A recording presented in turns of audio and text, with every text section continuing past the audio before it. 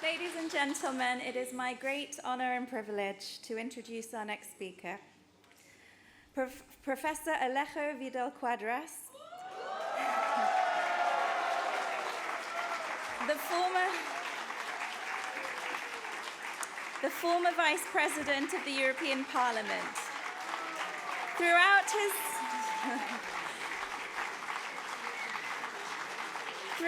his distinguished career, he has been a long-standing supporter of the democratic aspirations of the Iranian people. Please join me in warmly welcoming Professor Alejo Vidal-Quadras.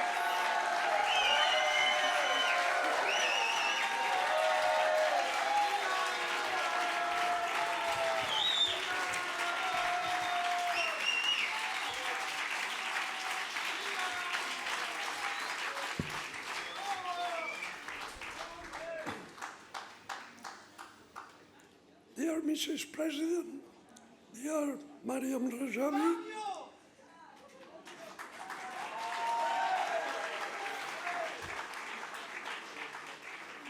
distinguished guests, ladies and gentlemen, dear friends, first of all, I want to say that do not change this photograph of me because I look much younger and much more handsome than I am. So keep, please, this photograph, okay?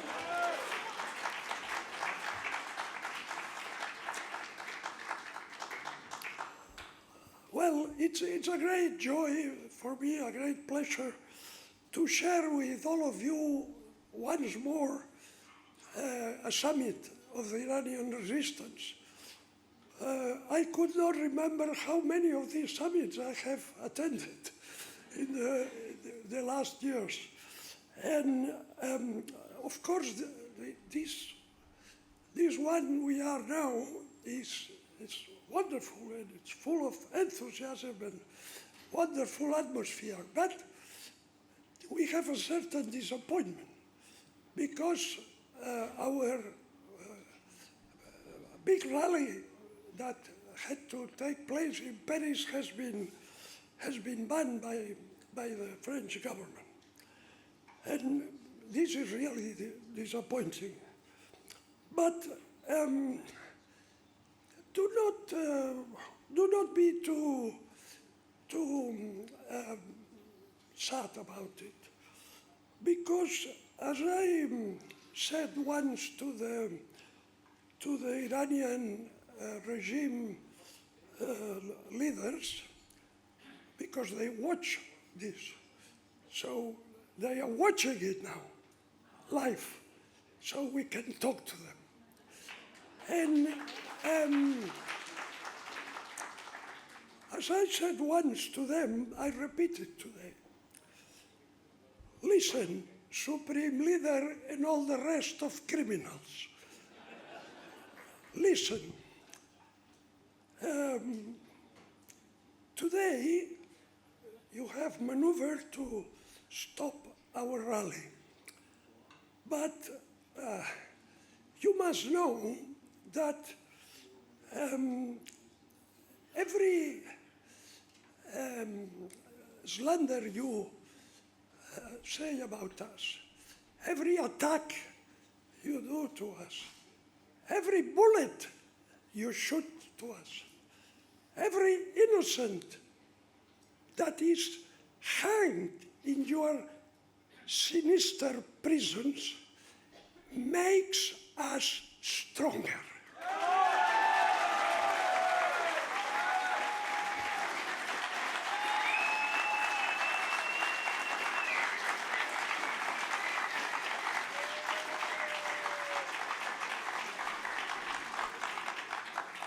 So go on, because your days are finished.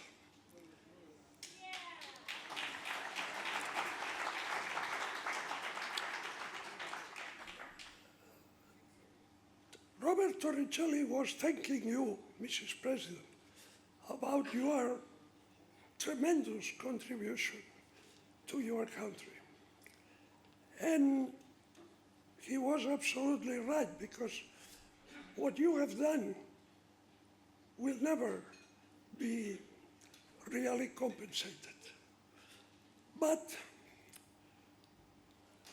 I want to thank you on a personal ground. Robert Torricelli did it politically, let's say. And I want to thank you on a personal ground. I don't know if you remember the first time we met. Well, probably you do not. It will be presumptuous from my part to think, but I remember very well. I remember very well. It was 25 years ago. 25 years ago. Here, in this compound in Auvers-sur-Oise.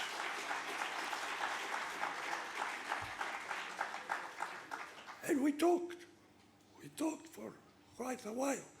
I was vice president of the European Parliament at that time. And you did not notice, but this day you recruited me.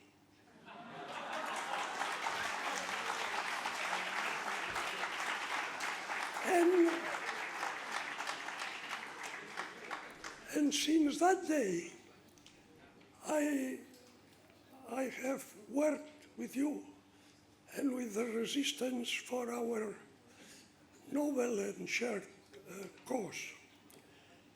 And let me tell you, and that's why I thank you, that besides of my family and besides of my own country, Spain, the most rewarding and satisfactory, and I am more proud of in my political and personal life, has been to work and to be part of the Iranian resistance.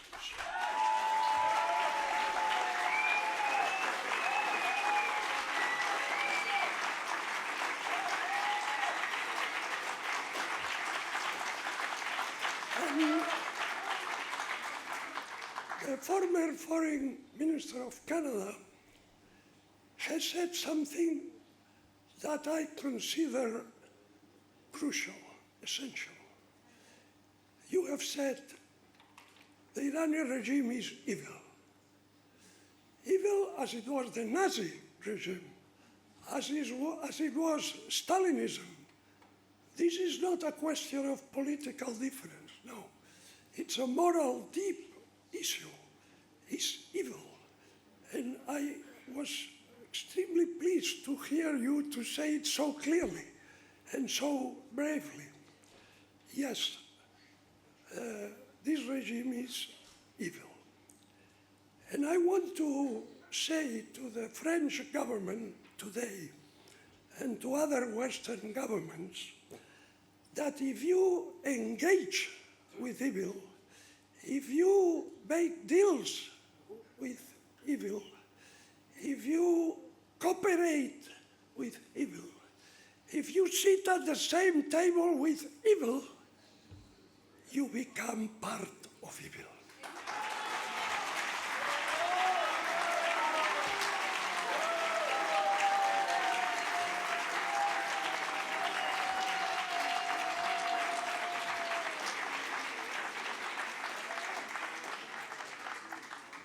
And let me convey to you a message that I've been repeating for years, and also many of you have also repeated for years. For more than 4 decades, Europe has pursued one policy after another toward the Iranian regime. The name has been changing. Critical dialogue, constructive engagement, carrot and stick approach. But all these names meant exactly the same thing. The underlying assumption never changed. The idea was that the regime could be persuaded to moderate its behavior through dialogue, concessions, and economic incentives. For 45 years, we have persisted in this policy. And after 45 years, the verdict is unmistakable. That policy has failed. And not only failed, it has been counterproductive.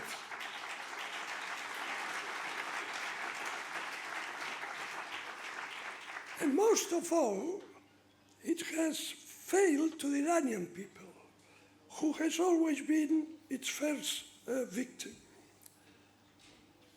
While Europe searched for non-existing moderates, the regime intensified repression. Since the beginning of this year alone, 853 people have been executed. Since March 19, 33 political prisoners have been executed, including 8 members of the MEK, while more political prisoners, including 12 charged with membership of the MEK, remain on death row. This is not moderation. It is pure and hard state terror. Nor has appeasement brought peace to the Middle East. The people of Syria, Iraq, Lebanon, Yemen have paid the price for Tehran's interference and its network of proxy militias. Even after 2 devastating wars, the regime has not abandoned its support for proxies. Its nuclear ambitions remain unresolved.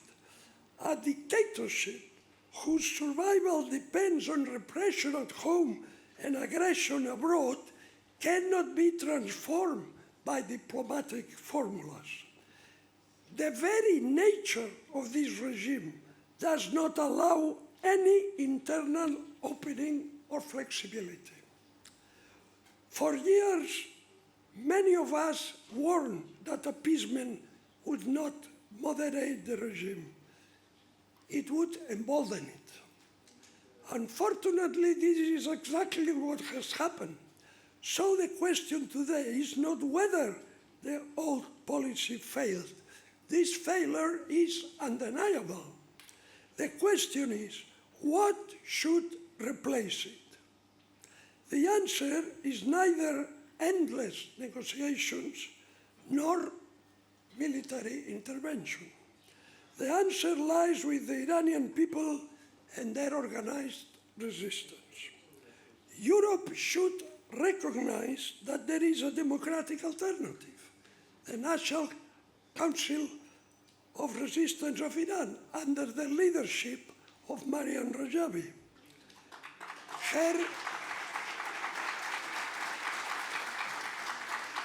Her 10-point plan offers a clear roadmap for a democratic republic based on free elections, separation of religion and state, gender equality, judicial independence. By the way, I would like to have judicial independence in Spain as well.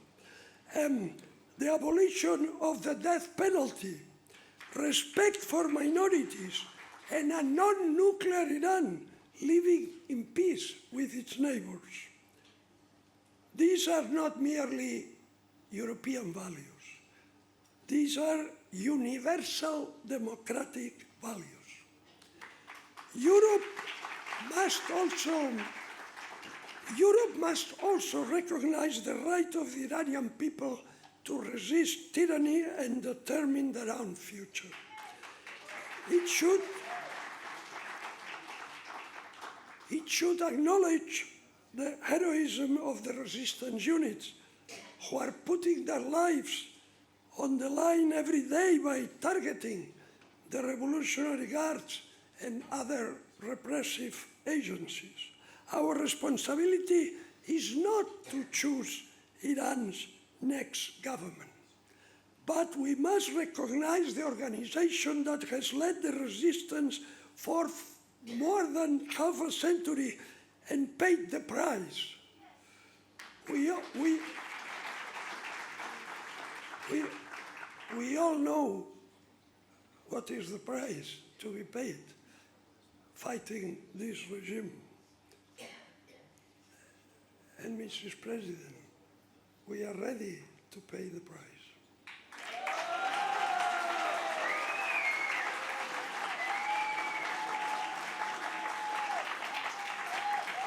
A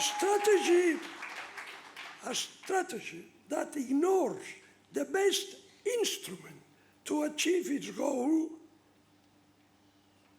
does not seem very intelligent. We must also hold the regime accountable for its crimes, demanding an immediate halt to executions, maintaining pressure on the Revolutionary Guards, and engaging politically with a democratic alternative. The Iranian people do not ask Europe to liberate Iran for them. They only ask that Europe stop placing obstacles in the path of those who are fighting for freedom.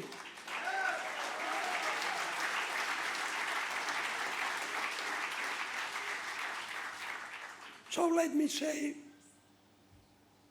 to finish my intervention, let me say it once again. Perhaps one of these times they will listen. One never knows. After 45 years, one lesson is beyond dispute. Appeasement has failed. The time has come to stand with the Iranian people, their organized resistance, and their aspiration for a free, democratic, and non-nuclear republic.